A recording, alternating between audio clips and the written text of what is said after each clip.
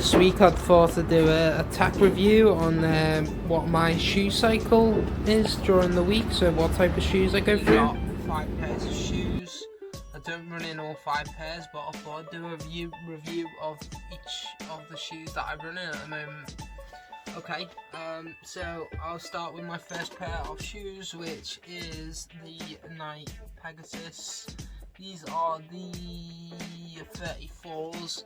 So these I run the majority of my steady miles in, so they could range from harder workouts, tends to be longer workouts with longer recoveries, like for example tempo intervals of like 3 or 4 minutes off 2-minute recovery. I find them they're just really versatile shoes. They're the only type of Nike shoes that I will wear, really. I don't really like any of the other Nike shoes. I feel like a lot of them are just purely more fashion shoes, but I know the pegs, they're fantastic shoes. They were the first pair of shoes that I ever owned. Not these ones in particular, but the model themselves, I just find them are a fantastic shoe. Just really basic, but really hard wearing.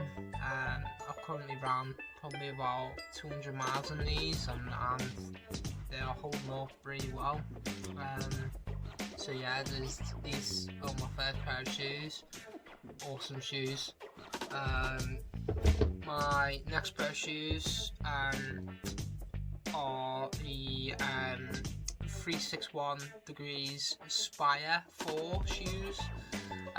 These are fantastic shoes. I use these shoes for more slower, longer miles or recovery runs. It's a new up and coming brand. I've had the pleasure of testing out some of their, not only their shoes, but some of their apparel, which you'll see in my Instagram. These are fantastic shoes.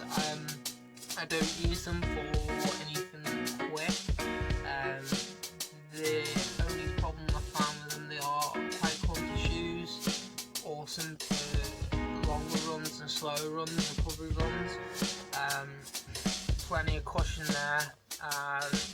Very sleek design, but yet, not nothing like the likes of Nike where you're paying an extra 50-60 quid just for the looks. But yeah, awesome shoes.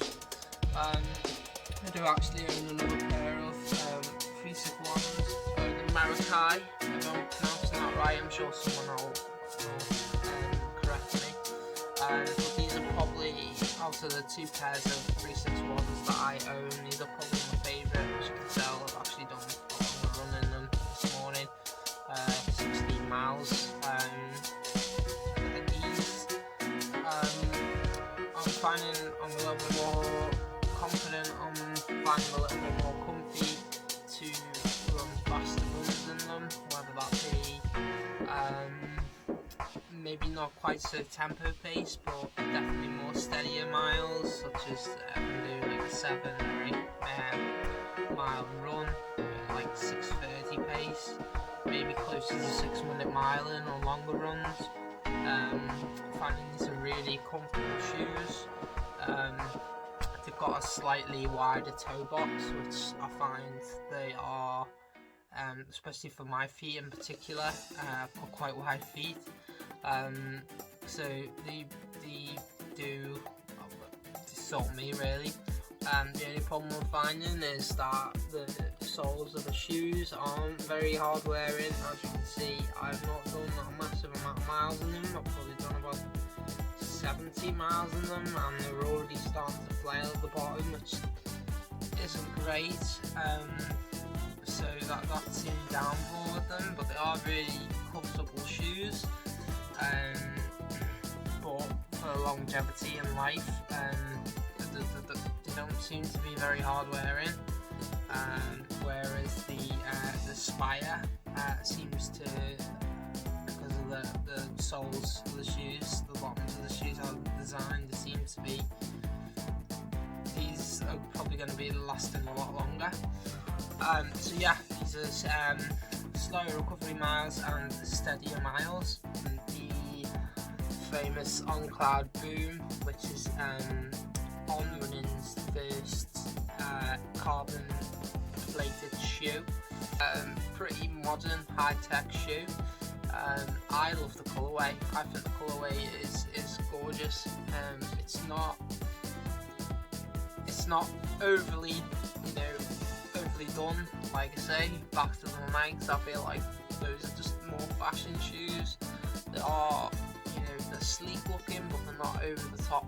I'd tell you specifics on how much and stuff they weigh. I'm not going to do that. I'm just going to say they are really light.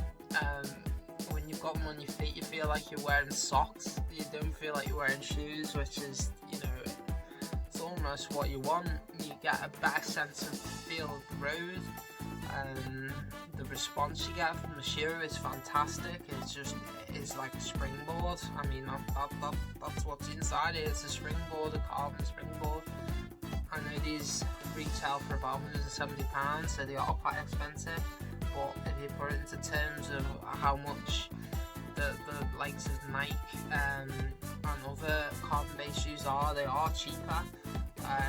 You've got the likes of New Balance and Adidas carbon-based shoes, and they're near enough £200, £230. And then you've got the next percents, which are 260, and then you go even higher for the Alpha Flies, which are, you struggle to get them for 350 quid at the moment. So I feel like these shoes are, for the price they are, they're an absolute bargain. If we take a closer look, they are really breathable shoes as well. I've struggled in the past with something called hot foot, which is where your foot gets too hot. The bottom of your foot starts to slip with the shoe, and then it starts heating up. Not the problem with these shoes, so it's fantastic for me in terms of how to work out. That's all I'm going to be showing you today. I hope you found that interesting on what shoe cycle that I'm currently running in. It is really important, I do find, to have more than one pair of shoe, because you can cycle through the shoes.